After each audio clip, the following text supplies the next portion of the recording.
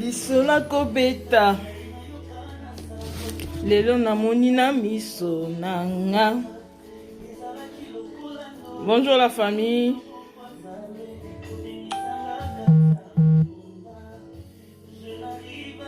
Imaginez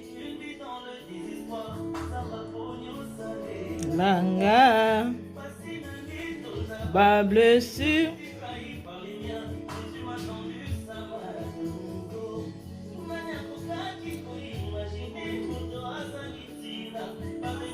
Ikondi ya famille.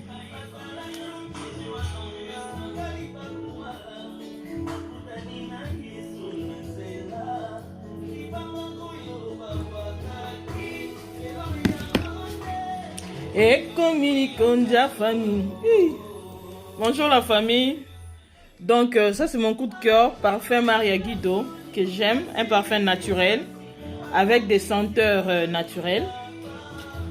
Ouf, ça sent bon. Commandez. Bonjour, bonjour, bonjour, bonjour. De bon matin. On va un peu parler. Je vais diminuer le volume. Je vais vous montrer quelques produits que moi-même j'utilise. Donc, ces conseils beauté. Il y a quelqu'un qui m'a envoyé le message. Bon, je vais répondre après.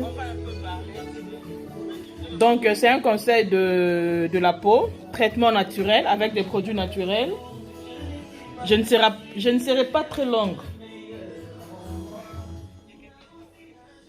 Je ne serai pas très longue. Donc, si vous êtes déjà connecté, faites-nous signe, partagez, partagez, partagez. Puisque je vais donner quelques astuces et quelques conseils avec nos produits naturels pour bien hydrater ta peau. Et comme vous pouvez voir, mon teint naturel, mais avec des produits naturels qui hydratent très bien ma peau, qui soignent très bien, pas de boutons, pas de taches. Donc, je vais montrer les produits que moi-même j'utilise. Pour certains, par exemple, peut-être qu'ils diront, oh non, elle a mis le fond de teint. Je n'ai pas mis de fond de teint et j'ai mon lingette. Et j'attire l'attention de toutes les personnes. Bon, avant, saluez-moi d'abord. Si vous êtes connecté, faites-moi signe. Je vais épingler le numéro 00 32 47 022 54 40. Donc, si vous êtes connecté, merci de nous faire signe. Nous allons vous saluer. Donc, si vous êtes là, saluez-nous. Nous allons vous saluer.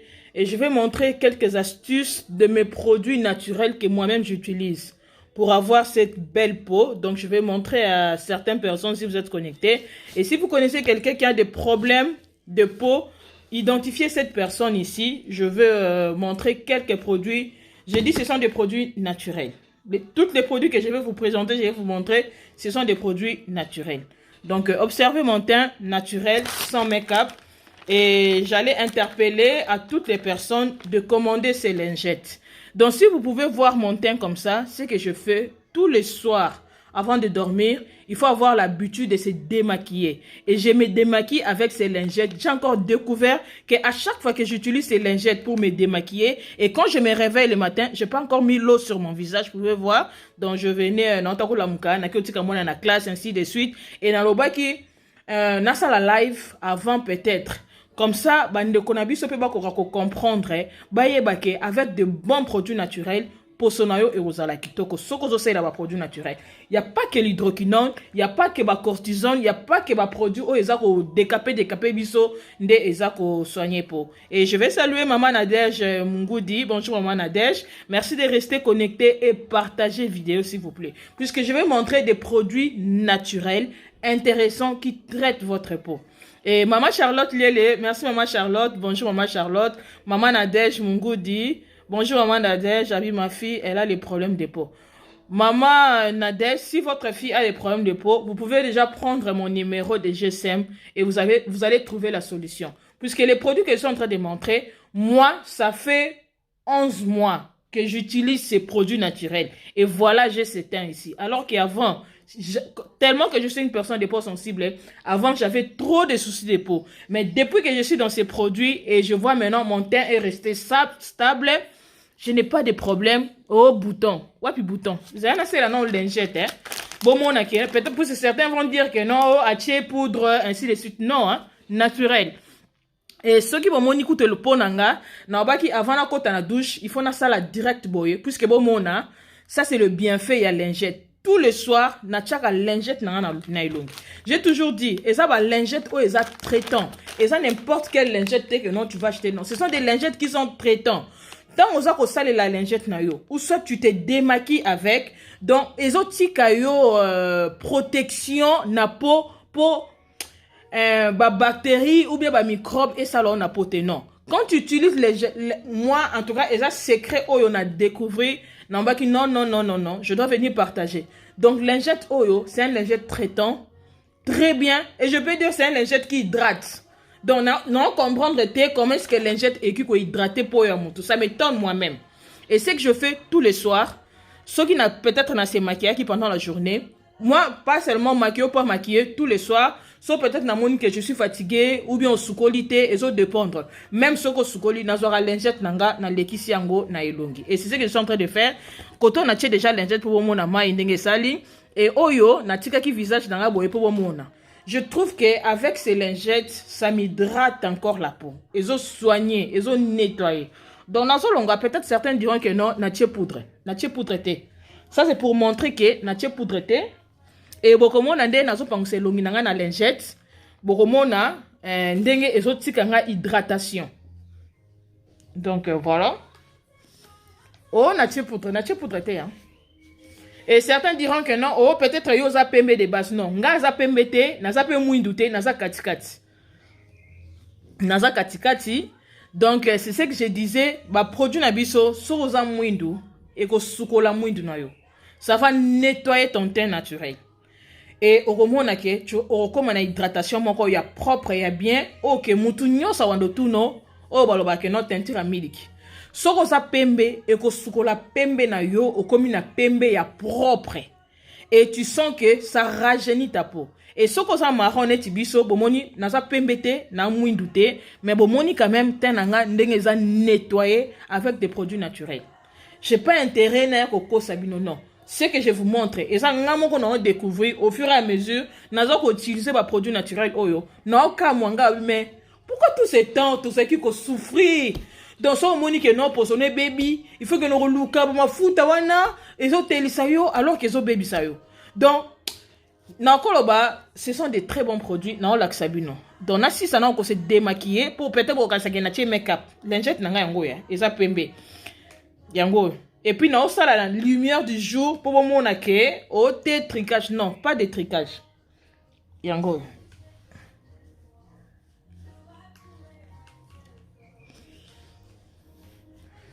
Tina kingo, hein, yango, tina décolleté. Vous voyez, lingette nangango. Et tika li propre. Et vous allez remarquer, dès na nettoyer sous ce longna na lingette, bon monake, et ça linga sous fraîcheur, y bien, et ça linga sous hydratation, y bien. Donc j'espère que vous êtes en train de voir. Et j'ai découvert ça puisque tous les soirs na nettoyer que l'ongna na lingette. Mais non mon a son alarme qui na tongo, non mon a tenanga elongé ça n'éclame sous ngabi oh.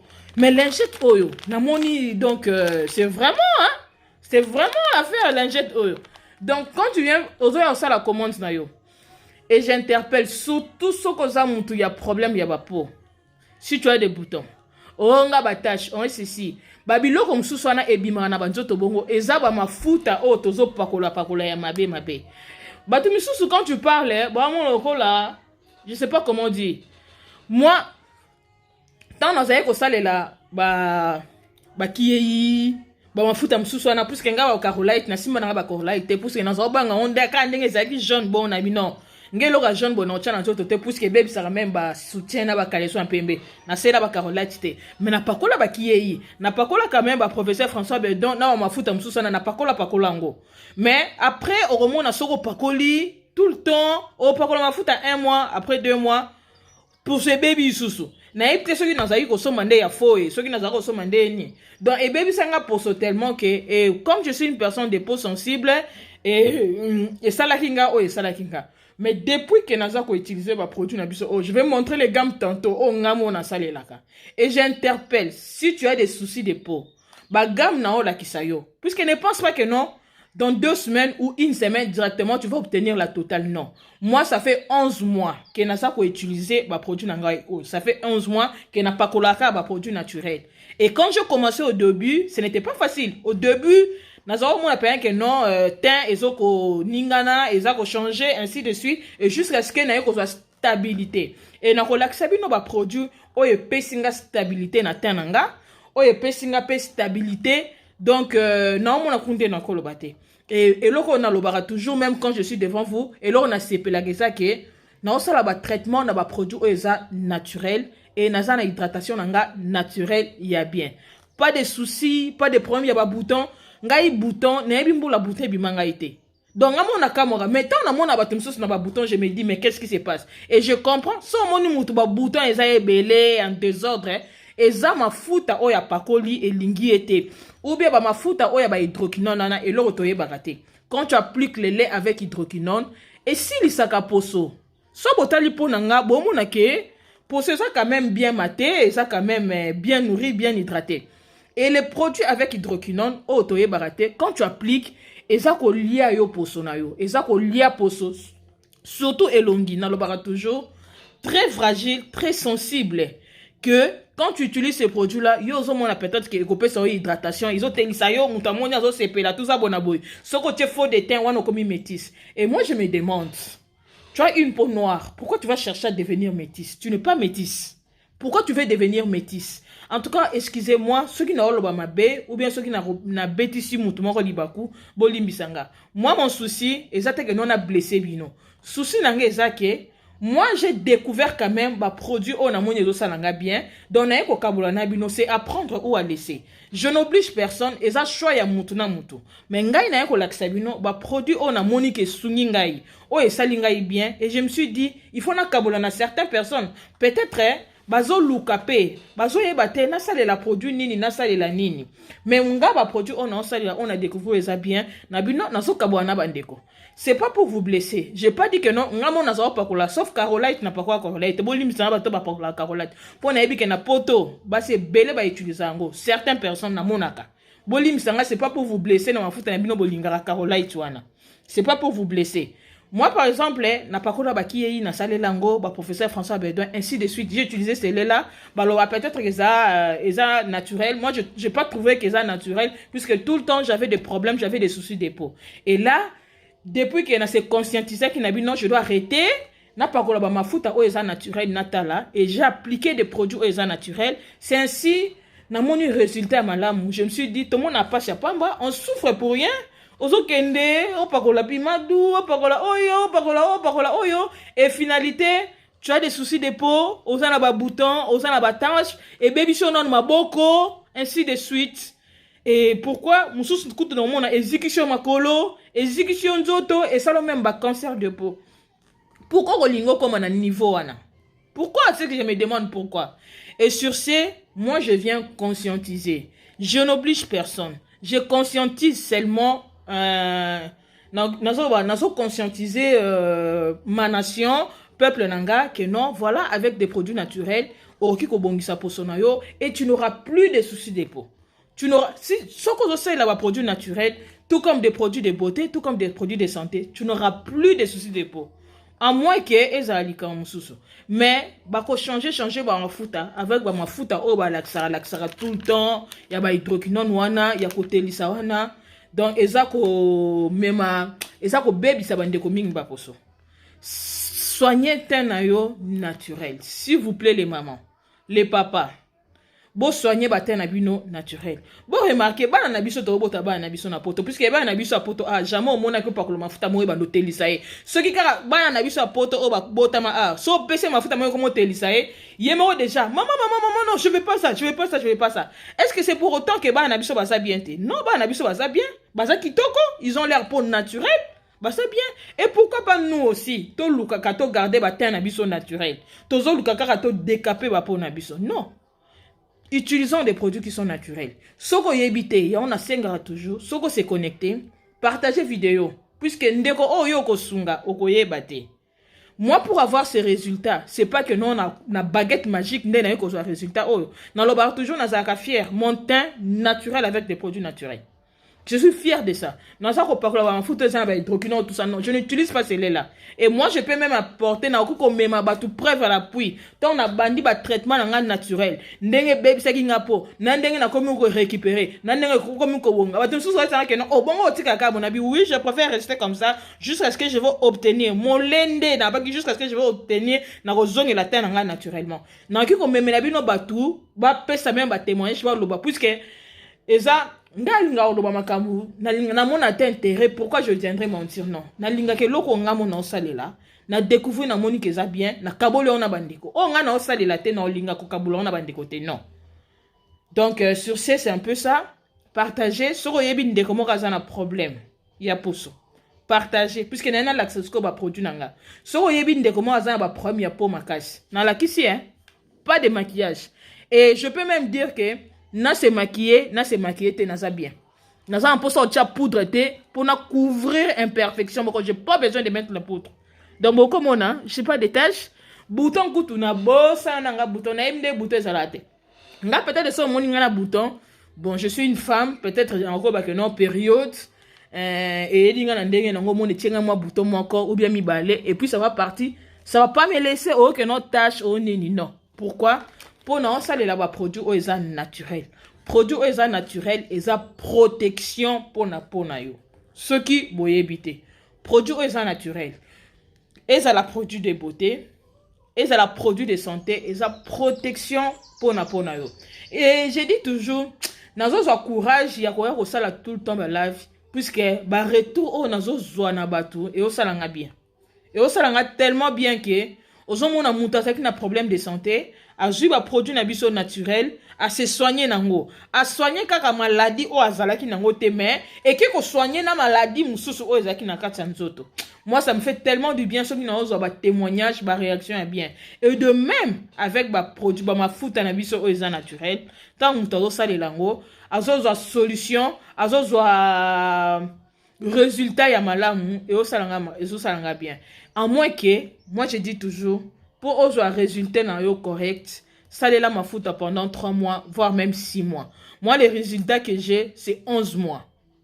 11 mois, mais au fur et à mesure, et moi, ce que j'avais fait, bagam nyo so ma futa na zanango. J'ai au moins 5 à 6 gammes ya ba mafuta différentes. Et na pesa rango, mususu eza seulement ba âge. Soko zana ba ride ainsi de suite na yebaka quel mafuta na oki kopesa moto et je peux dire na ba gamme nyonso ba mafuta na zana nga moko na salelango et ce que je faisais na oza par exemple gamme ya Kiracine na osé lango pendant 2 mois na tali déjà ndenge réagir na ponanga na tiki na changer na koti na gamme ya aloe vera na saleli yango pe sous 2 mois na tali ndenge agir na ponanga na tiki na changer na zui gamme nanga ya régénérer o ezoko régénérer po gamme o na tikali nango sikoyo je vais montrer tantôt yango nde na komi ko salela na testa ba mafuta nyonso o na salela ka et na yebi déjà ba réaction nango na poso na yebi ke o yesala ka boy o yesala ka boy o yesala boy pour dire aux personnes qui nous suivent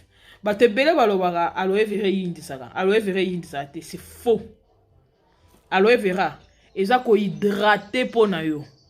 À part qu'on hydrater peau et ça qu'on régénérer peau na yo qu'on régénérer peut-être les mots là nous sans comprendre te et ça qu'on rajeunir peau aloe vera et ça rajeunir peau aloe vera yin sarate à moins que peut-être au simba aloe vera yamabe je peux comprendre par exemple on a pas produit de santé pe on a dans le bango prochainement il y a beaucoup de gens oh bah ça là c'est là ba produit mususu il y a ba forever ainsi de suite et na mona rabaté belé ba ça na ba mauvais témoignage mais je vous dis ba produit na biso et ça différent na ba produit na mususu. En tout cas, rien à voir, il n'y a pas photo, il n'y a pas match. Le produit Nabiso est allemand, société Nabiso est LR, est basé en allemand. Donc ce sont de très bons produits, et c'est la produit de santé, et c'est la produit de beauté, ce sont de très bons produits. Et ce que sont des produits, tu ne seras pas dessus. Et sans plus tarder, on a ici déjà lingette. Tant que vous avez commandé, lingette Oyo, merveille. Souvent ba live nanga na lobela lingette te mais so bo moninga na yeko lobela lingette lelo pour des fois ba produit mususu na sela ngona distraction na comprendre raté mais lingette ngamo on a testé lingette donc na comme peint tous les soirs na ocha lingette puisque na sabino na kati ya lingette na biso liquide oyo eza na kati eza aloe vera nde eza na kati eza produit oyo eza ntango oza ko se démaquiller. Puisque avec le maquillage, quand tu mets le maquillage, et tikalaka biso na ba pore na biso ya poso. Et ndenge tikalaka bongo soko se démaquiller bien te ou bien soko sukoli visage bien te, oromona make-up et poli. Et tant que pour la cas, il y a un des salaka et créer bactéries, aller réagir soit et salio eczéma ou soit et salio acné ou bien au moins et salio ba bouton au moins et baby si poso. Et ça ba résidu, il y a ba make-up négatif à la cas na ba poso na biso. Et maintenant ce que j'ai découvert avec ces lingettes, loco les ana liquide il y a aloe vera na kati et quand tu te démaquilles avec aux monake et ça ko nettoyer yo et puis ça protège ta peau.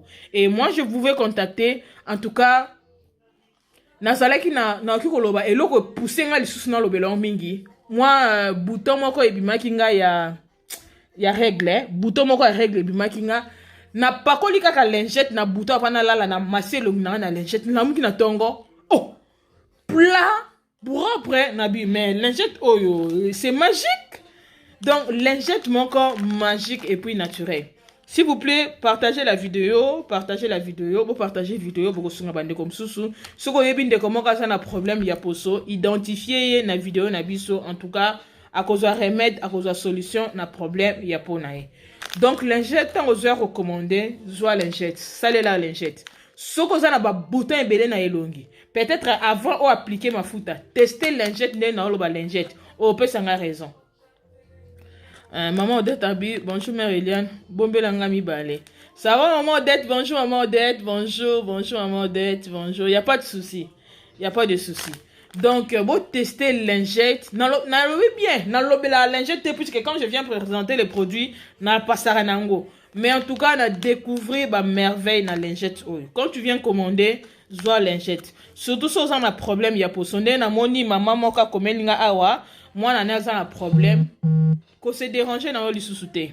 Je dis ça pourquoi il y a beaucoup de gens aussi quand ils viennent commander. Oh non, n'a pas dermatologue, ainsi de suite, ainsi de suite. Oui. N'a pas que baso na ba résultat. Mais tant ba ka ozo Carebox na biso, il y a un des ça bango solution. Et puis Carebox na biso na moins de 50 €. Aujourd'hui Carebox wana oh tout le temps na c'est la ngo ba live na explique kaka ils ont soigné ba maladie ebele na nzoto.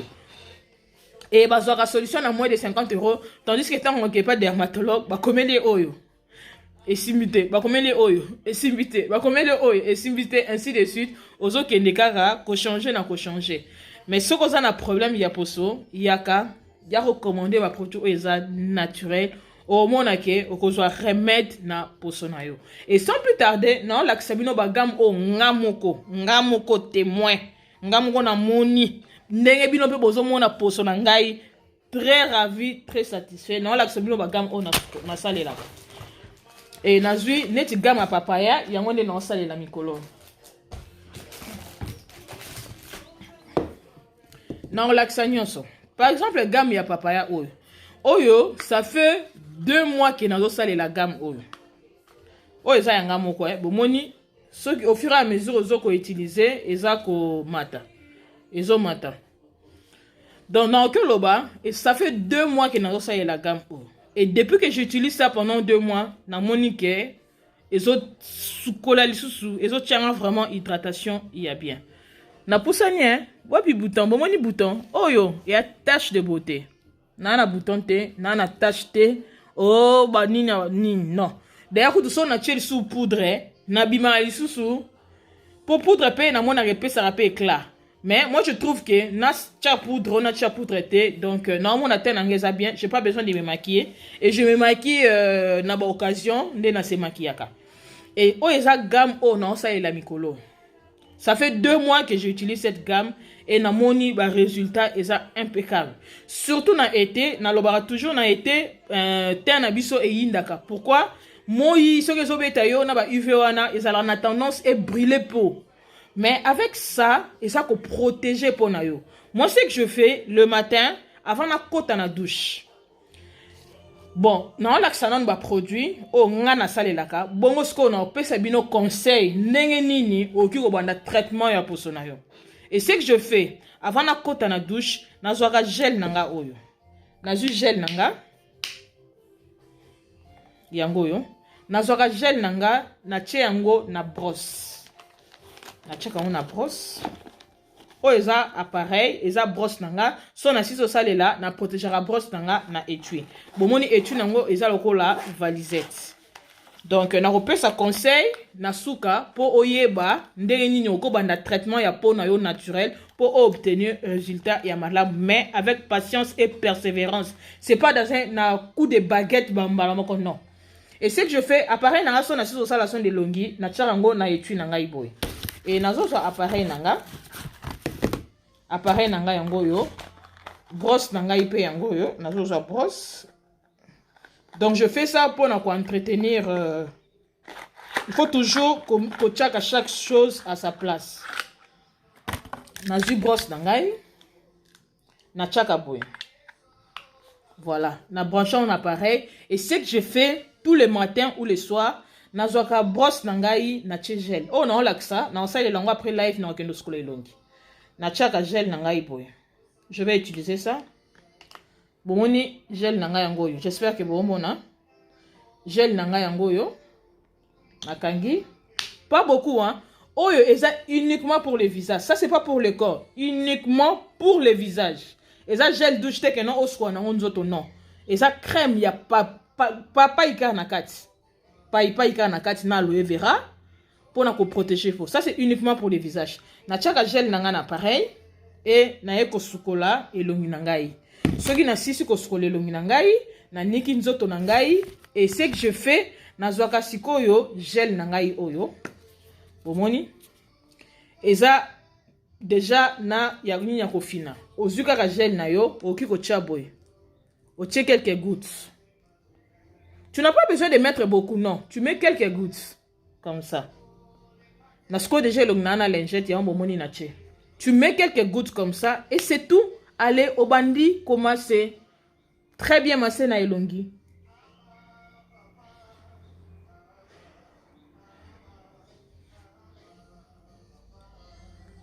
Donc ça je fais seulement pour vous montrer ce que je fais. Très bien massé. Au massé pe na décolleté na yo ya kingo. Très bien massé, tu na décolleté ya kingo.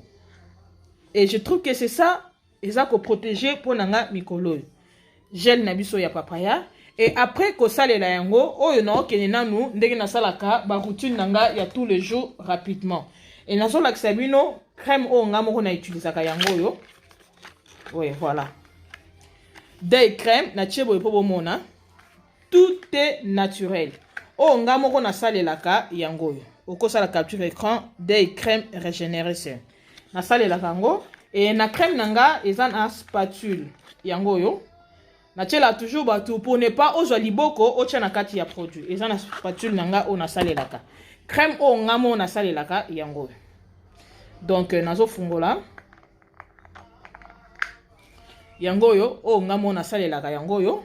Puisque ba crème na biso nyonso nazo zo o eza ya sika. Na la kisa différence.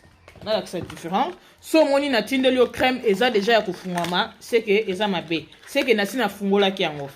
Puisque ba crème na biso loko les naturel, il faut ezala protéger et ezala toujours protéger na papier alu oyo nazo la kisa et yakaboy ba crème nyos tout eza protéger boy. J'espère que bomoni papier alu wana, j'espère que zo monana o eza o nga na salelaka bomoni eza déjà ouvert. J'espère que bomoni eza déjà ouvert. O eza fermé eza na alu kaka likolo. Donc ça vient comme ça, c'est toujours bien protégé. Je crois que c'est ça.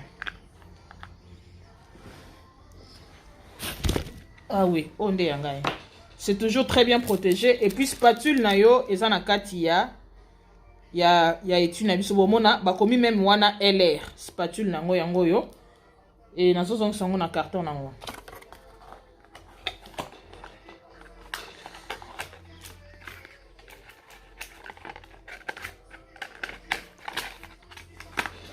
Voilà. Et ce que je fais, oups, spatule nanga yango. Et ce que je fais, ce qui n'a pas crème nangai ya papaya, ce que je fais, na zorasko crème de jour nanga, na zuboy. pas beaucoup. Tu n'as pas besoin au pakolo mafuta o jango kwa potopoto na nzoto. O eza mafuta choko te bata mafuta choko nde batela bango milanga minene po apakola potopoto na nzoto po etelisa ye. Boy, na chaka boy. Na che boy. Na zui susu, na che boy, na che boy. Na che les 5 points cardinaux. Je fais ça, les 5 points cardinaux. Et na zui mafuta nanga na kangi. Oza mposa opota te. Donc nakangi mafuta nangai. Et ce que je vais faire, na bandi sikoyo commencer crème nanga très bien. Donc ba awa ezala toujours sensible. Bomoni na masaka mafuta nangai très bien. Na massé bomoni c'est déjà assez pour mon visage. Très bien massé partout na front. Au massé mafuta na ça suffit et jusqu'au décolleté ya kingo au pakoli. Tu n'as pas besoin de mettre beaucoup la crème. Non, pas beaucoup. Juste un peu. En appliquant comme ça, mon teint, ça s'hydrate naturellement et se soigner pour son angaï. Donc voilà.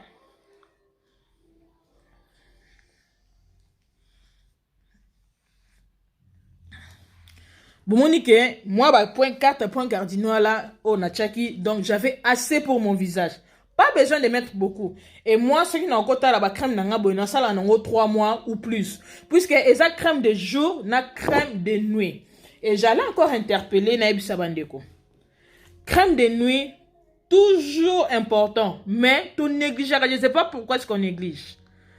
Namoyi, tu vois, je suis en mouvement. Je suis pendant la journée. Naza en mouvement. Na okene musala. Ainsi de suite. Ba mi pepe. Et so zoanga nelongi. Et osalanga ba imperfection. Et au salanga, bah imperfection. Excusez-moi.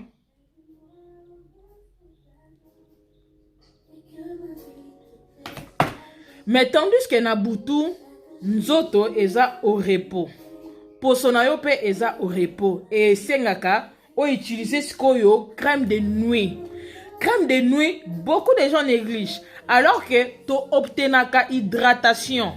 Na régénération ya peau, t'obtiendras pendant que on dort. Puisque na ba port, nous autres eza au repos. Tant aux autres crème de nuit na on a elongi, au tchena anti-cerne na yo, ezo sala yo traitement ya peau. Et au remona ketan au rolamukana tongo, pour son yo eza bien hydraté, eza bien fraîché. Tandis que pendant la journée, ba mi pépé, ba moyi, kotambola, nous autres eza en mouvement. Et réaction ezara ndenge mususu.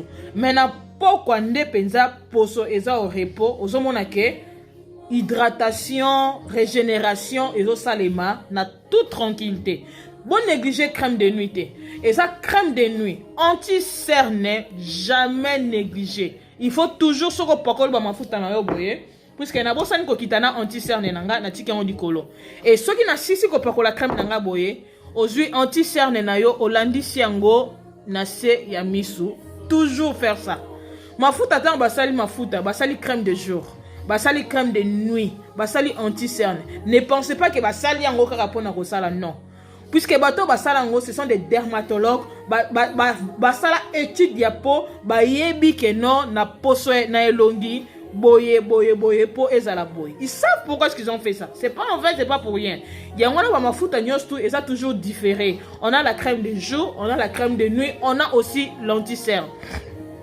Ce que j'ai gagné mafuta, ezala toujours na anti-cerne.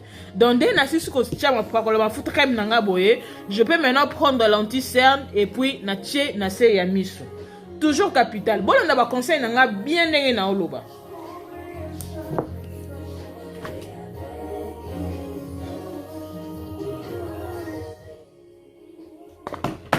Et voilà, gamme nanga moko na salelaka.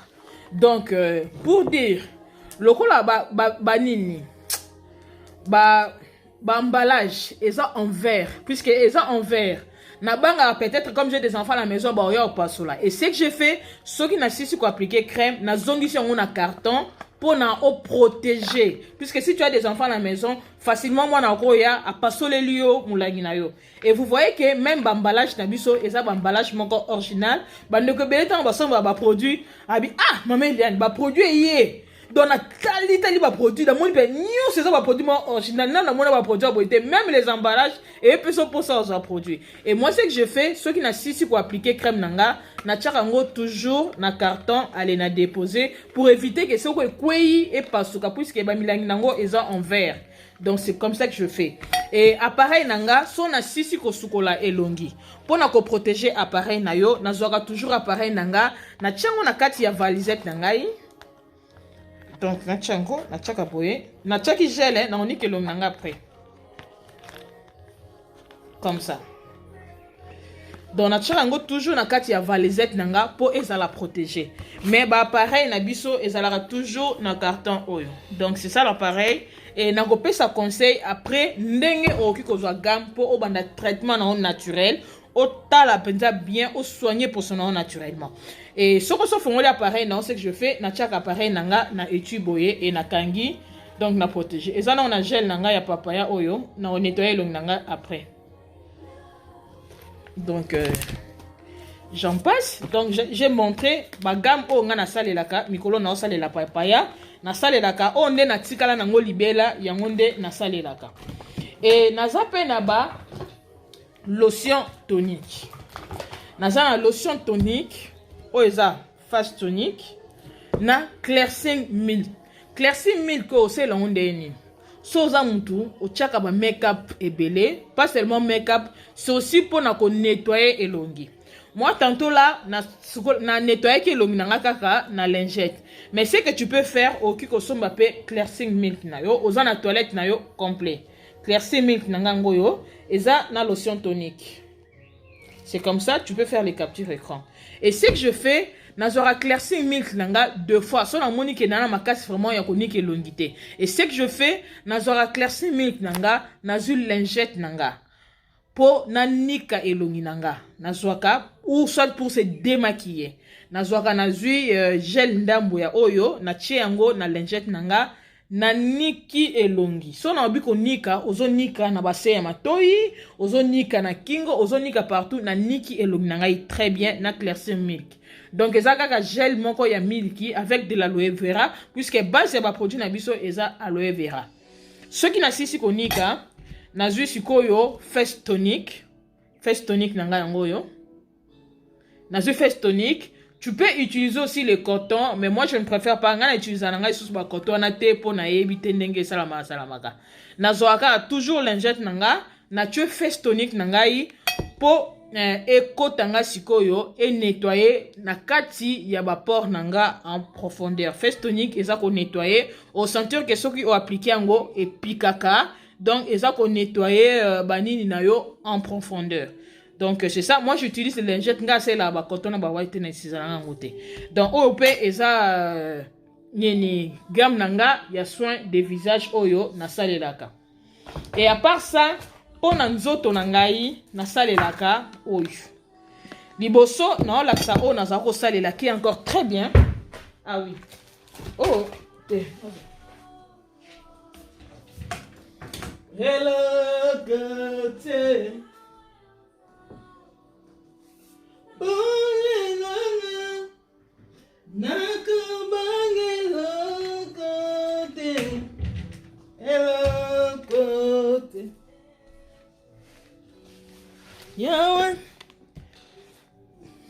oh nazaki kosalela liboso pona nzoto eza body ball.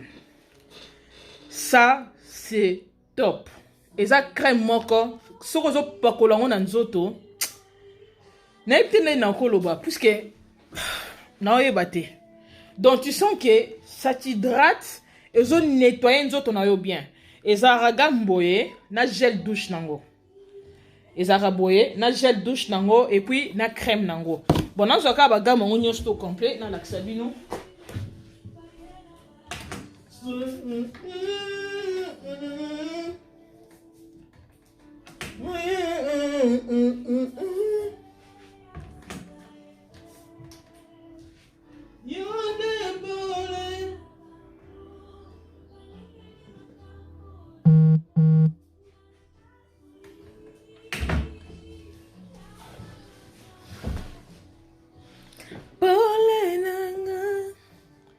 Nakubangela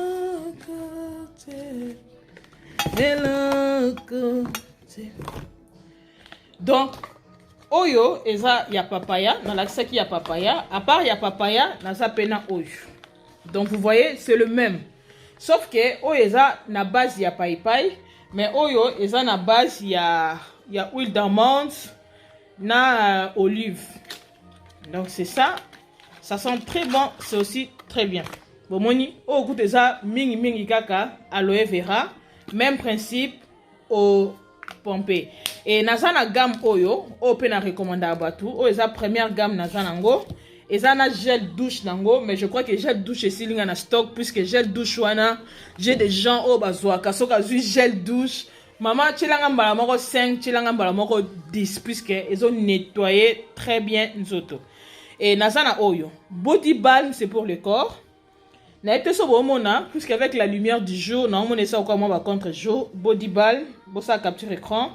Et ça na body balm, et ça na crème nango de visage, et puis et ça na gel nango, ndenge na otiko laksa tantôt na gel ya papaya, na tcharango toujours na se ya poso pour na ko protéger et ça na gel douche nango. Donc et ça gamme moko na kikuloba. Bon, ceux qui ndeko ça na posa nango, bo contacter nga en privé. Bo contacter nga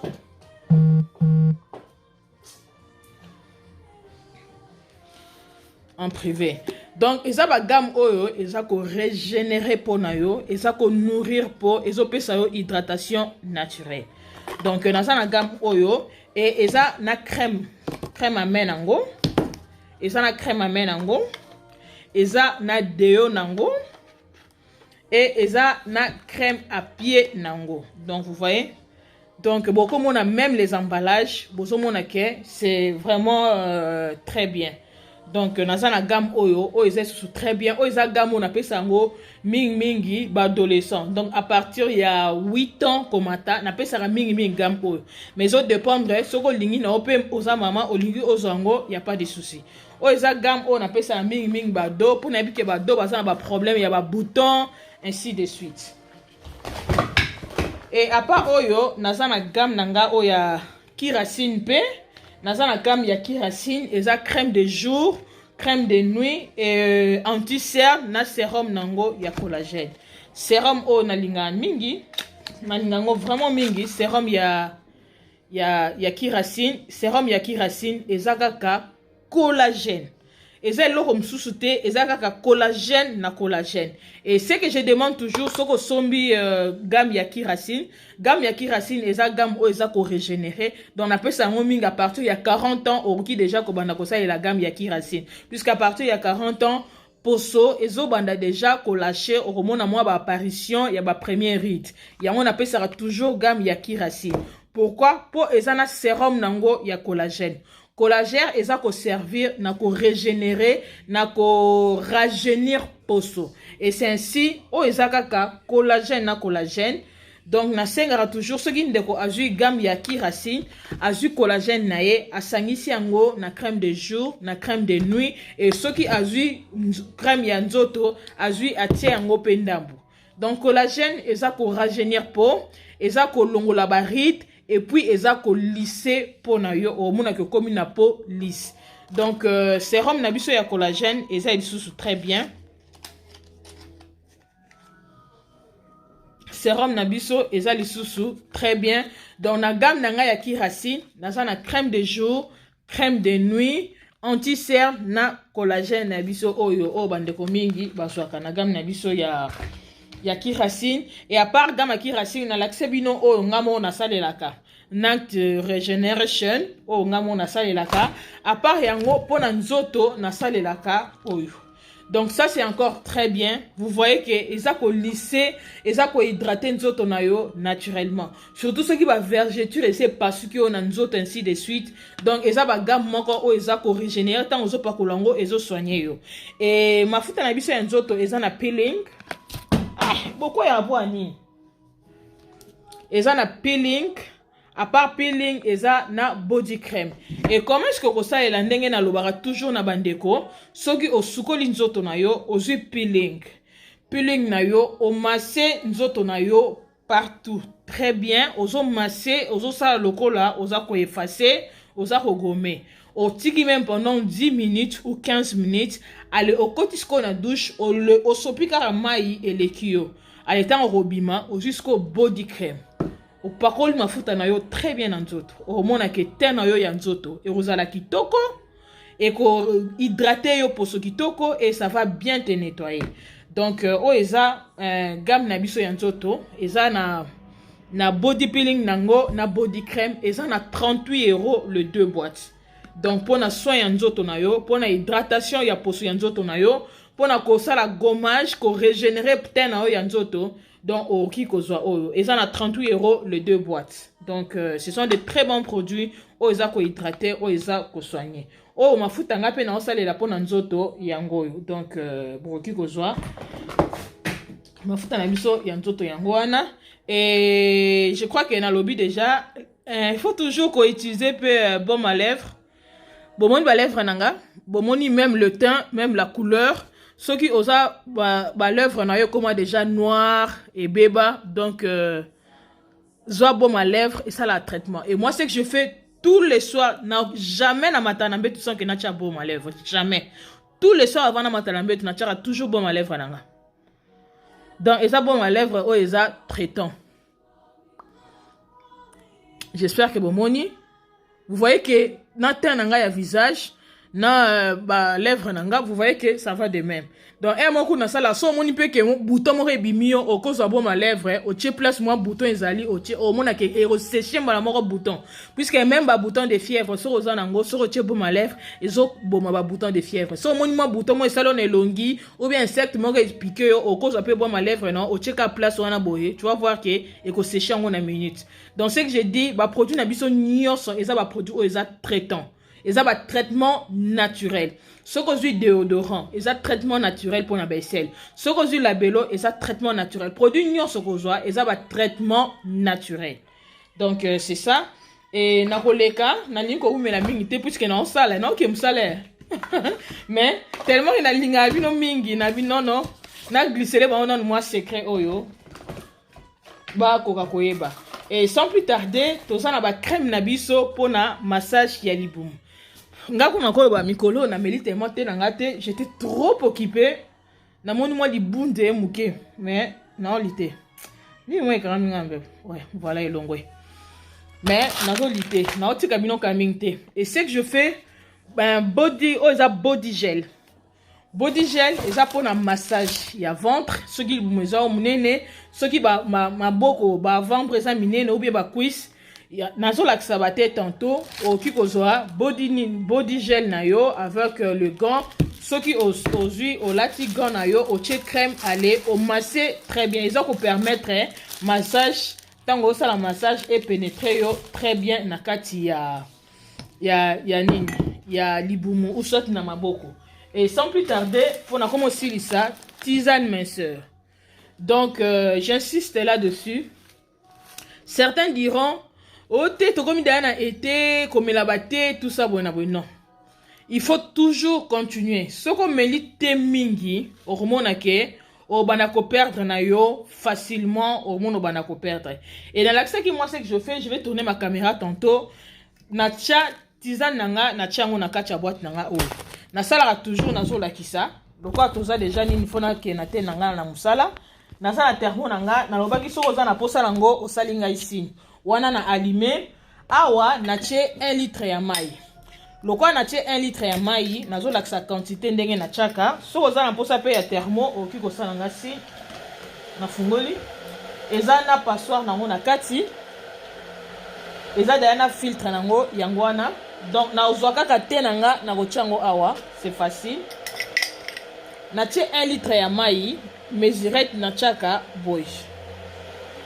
Boy excusez-moi. Voilà. Nache moko. Et nakangi.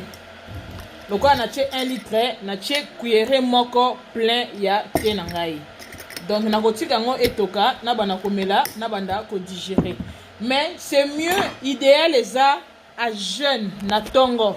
Soko la muki na tongo o melite na yo déjà au mona ke ko sukola yo nzoto et ko nettoyer yo et brûler moi ba calories na tongo déjà soko la muki à jeune o tchete na yo na thermos au chauffer au meli o yo moko mona ke o banda journée na yo bien et ba thermos na biso pe na zanango so za na posa nango o ki ko komela nga pe message et na nango pe na stock ebele so moni ke facilité mame liancelanga te o tcelanga pe na ba thermos mala moko ezo dépendre ka na yo et o eza mulangi nanga nazo préparer déjà ba mai nanga nde na salaka de journée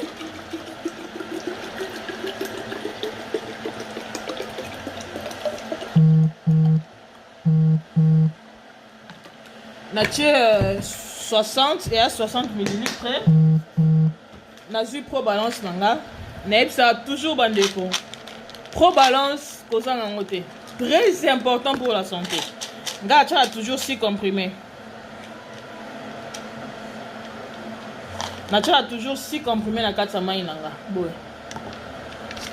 eza protection na santé na ndenga ya mkiete eza 360 tablettes donc je crois que au cours de 4 mois Pro Balance c'est très bien et moi c'est ça qui permet aux gens que non en forme mais ça toujours bien donc eza Pro Balance comme je travaille beaucoup bah ma bibi nyonso so qui na meli mai nanga boye je suis à l'aise en forme mais bien protégé et je crois que santé na okota nango prochainement pour na moi na sous na temps mingité na ko expliquer bino vraiment très bien pour na produit de santé.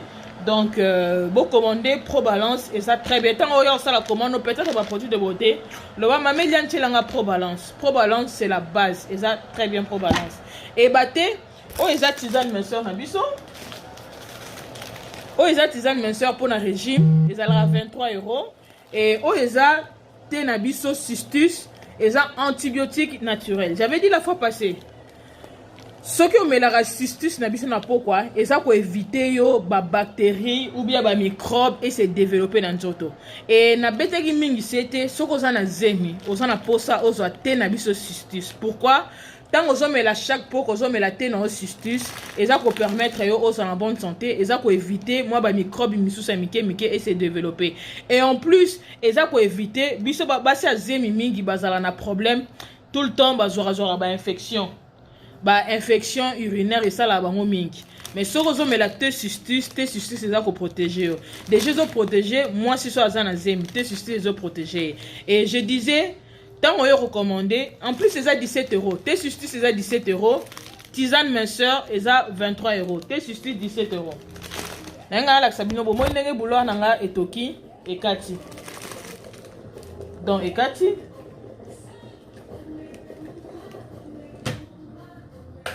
voilà, et kati siko. Et maintenant, ce que je veux faire, na ozongo kaka, na tche na tasse nanga, et elle facile. On a besoin de filtrer té. Puisque baté na biso loko, ça baté naturel, et ça ba fait, na ba nzete mike, so bato ba somba ba ebi. Et on a ce mieux chose na thermos na yo, et ça na filtre, donc o tche kaka, bomoni na ozwa kaka, mai nanga na tche na verre nanga, na omela. Et ndenge zawana, mai oyo no sili sango mbala monde na zabo so na kati live musana osala na omela na koti sango belé na nzoto ale sikoyo na banoki neka ko suba et tango ke no suba tu sens que tu évacues oza ko évacuer en entendant na tchepe ba Pro Balance na kati mai na chaleur mikolo yo eza ko permettre nga na la déshydrater te eza ko permettre nga na protéger santé na la toujours en bonne santé. Voilà. Donc, c'est simple, aux une ombre la moko, allez au bandi comme là. Voilà. Donc, nyos oh, faut na sili sango, faut na kidi sango nyos tout avant 13 h, avant nini. 13 h, allez, tant on met la sikoyo et permettre ngana ke sikoyo ko suba, wana tango zo suba, oza ko évacuer. Et ça c'est bien pour na bandeko oh baza na premier ba hypertension, na ba diabète puisque ça te permet quand tu évacues, oza ko évacuer nyoso. Donc je crois que soko za un problème ya poso. Soko za un problème ya poso, conseil on a opesa bandeko. Tant ozoya ko commander ba produit. Soko lingi o récupérer teint na yo naturel. Tant que vous avez recommandé vos produits, na bandara toujours idéal les a aux huiles appareil. À part appareil, aux huiles élixir. Elixir eza très bien. Naoki koloba eloko pe o e participer o e contribuer makasi po na tenanga c'est Elixir puisque j'en prends tous les jours. Elixir c'est la base. Eza base ya po.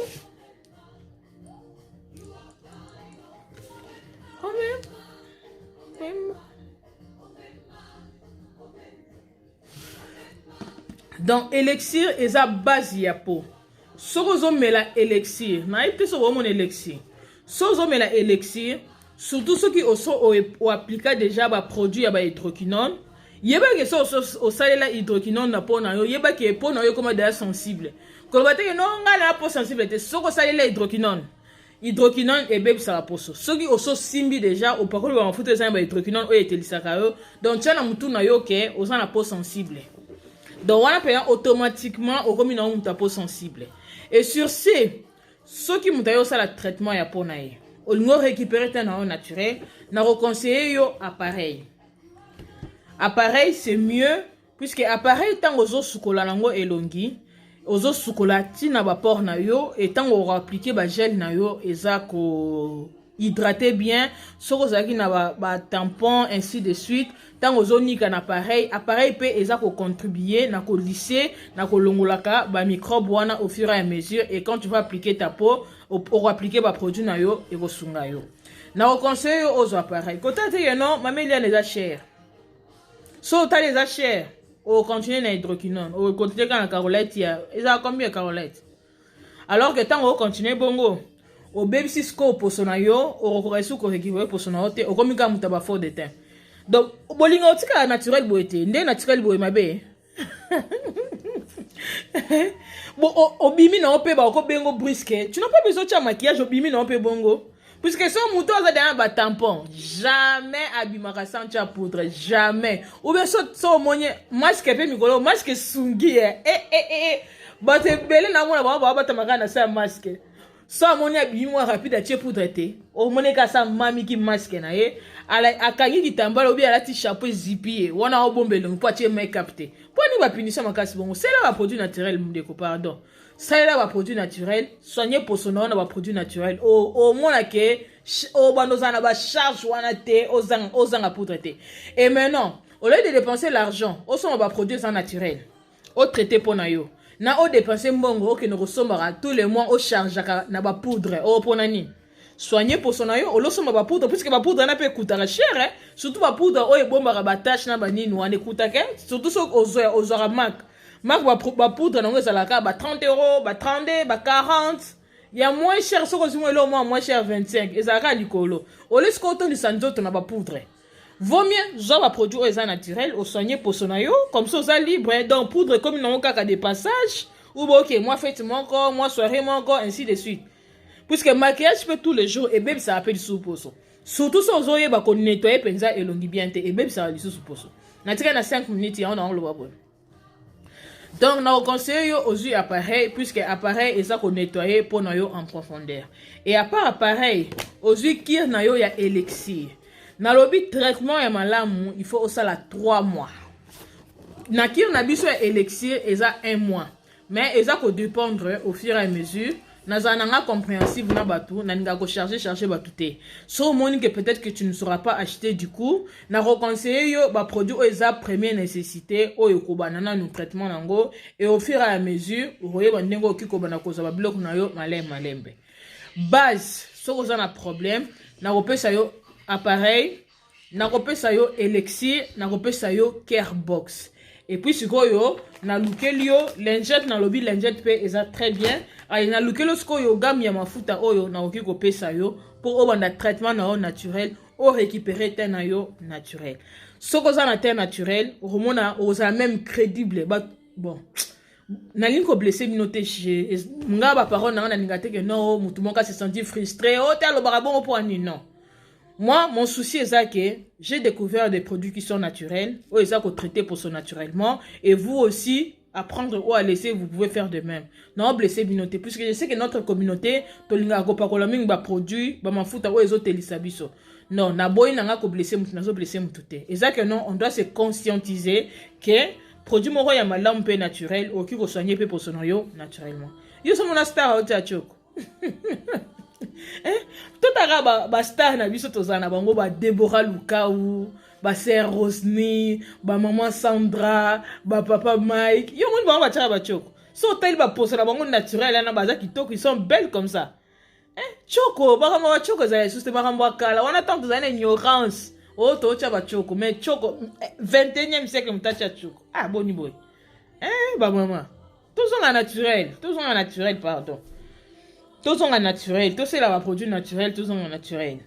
Bongi ça pour son ayo ya nzoto naturellement, bongi c'est longi, bongi ça manzaka, bongi ça makolo, na ba produit nyo sont naturel, na plus de 600 produits. Ba vernis o eza ko soigner manzaka, ezali. Oh labello ezali. Déodorant, je produit nyo sont aux anango besoin na zanango, mais naturel, eza ba traitement naturel. Donc na comme aussi ça live nanga. Conseil aux huiles appareil, aux huiles élixir, aux huiles lingettes et pour na bagama mafuta na MD na pesa bagama mafuta. Mais so moi derrière que l'osa na kato non mamelia na za mposa ya gamme wana ya papaya, y a pas aussi de soucis.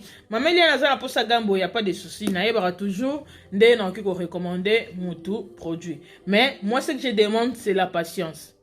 Et ça produit ça na hydroquinone na cortisone na 2 semaines comme telisayo comme sepela non. Et ça produit ça naturel, tu as besoin de trop patienter. Il faut vraiment avoir une longue patience. Au ça le traitement na yo bien pour un résultat malin.